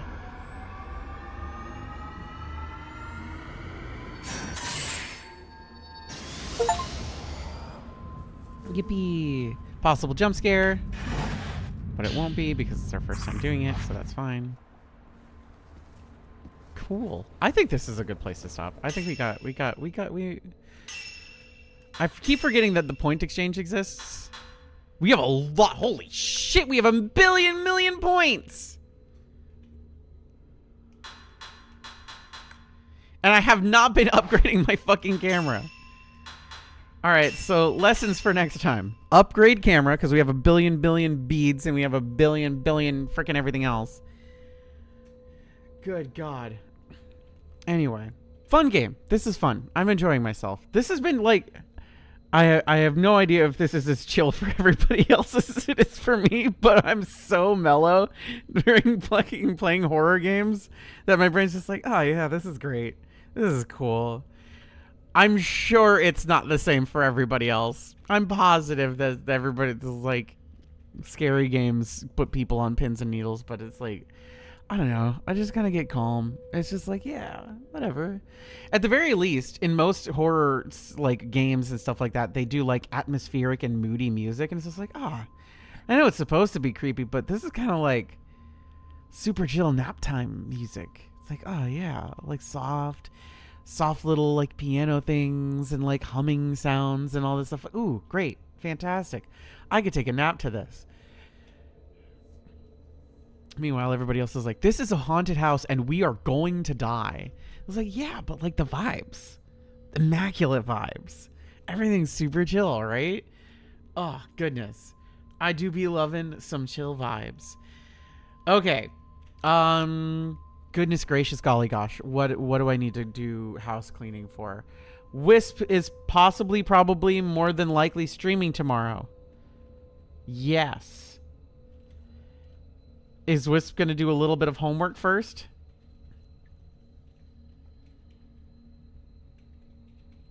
Because I think like Wisp should do some double checking before we do anything, before he does anything else. Ending 2 of Pragmata. Okay. So Wisp is going to stream tomorrow. And then I will stream on Friday at my... I thought we'd just do new game mode. I don't know. You should double check. Or I could double check. You want me to double check? You could just say yes. He says yes. He says yes. Okay, so I'll double check for him. But he's very likely streaming tomorrow. More Pragmata just to get the second or extended ending. I have no idea what it is. It's more. It's Pragmata extended edition. And then we'll continue on with Golden Sun: The Lost Age on Friday. When we beat this... because I have things to I have things I owe now. I have things I owe now. I have owed things. When we beat this, when we beat The Lost Age, we're gonna start churning through some of the other stuff on the sub goals list, which includes the Haunted Halloween 86 one-off stream, the Old School RuneScape one-off stream, the Plumbers Don't Wear Ties one-off stream. The vote for Super Mario RPG Remake versus Original is up in Discord. If you have not voted, please go vote. Please go do that in Discord, !Discord if you're not a part of it yet. Untitled Goose Game co-op with Wisp. And then we have Golden Sun Dark Dawn to get through as well. So a bunch of RPGs this year. And again, sub goals... excuse me. Sub goals go on for at least another 2 weeks. Probably 2 weeks from Friday. So it'll go from... the 15th will be the last chance to get any of these sub goals. The 15th of April... 15th of May... Fuck me. The 15th of May will be the last chance for that. That said, the coin in the merch shop, ! Merch, the coin will be going away in 8 days. The commemorative subathon coin will be going away in 8 days. So you have 8 days to get it. You have 8 days to get it. That's it. 8 days. Do you want to extend it to the end of the subathon goals? We can. Yeah, we can. Let's do that. It all ends on the 15th now. Fuck you. If you listened to me 2 seconds ago, she's a liar. Coin ends on the 15th. Subathon goals ends on the 15th. That's it. Fish survived overtime. Congratulations, Fish. I'm so happy for you. I'm proud of you. I know it can be tumultuous. I know it can be problem. Ugh.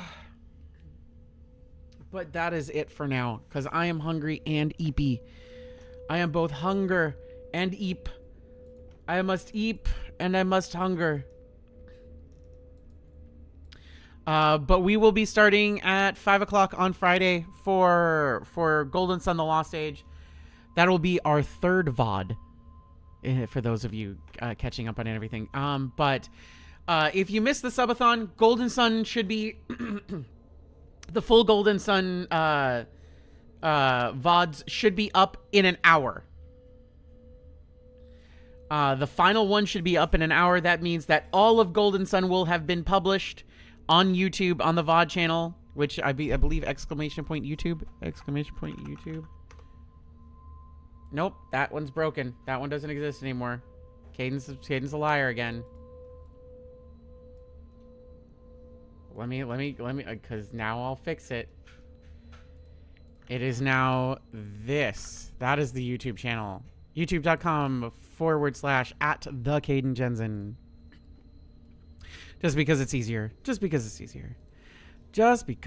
easier. That way people don't have to think about anything, you know? But yeah. And similarly,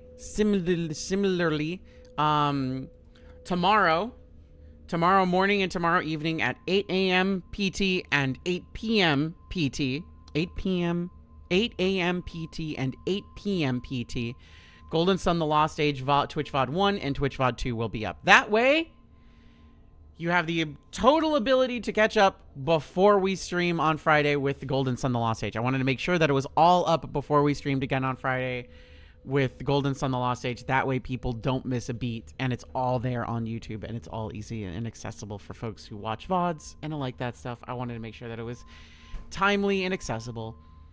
That said, Kdin's done. Kdin CP.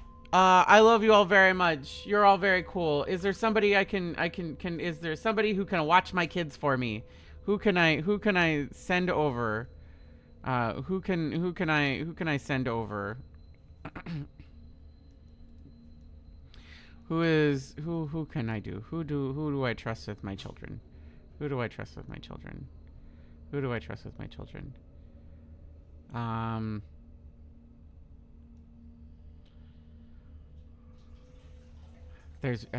I need to trust somebody that I've raided you all with before, and I don't think I've seen any of it before. I don't think I've raided some of these people before. Actually, you know what? We'll send everybody to Cherry Chews. Cherry Chews is working on some artwork. Y'all can go take a look at Cherry Chews. He's doing some artwork, and I hope that that y'all have a good time there. Don't forget to send the raid message. Don't forget to use the raid emotes. Don't forget to be nice and be kind. Okay, that's it. I love you. Good night.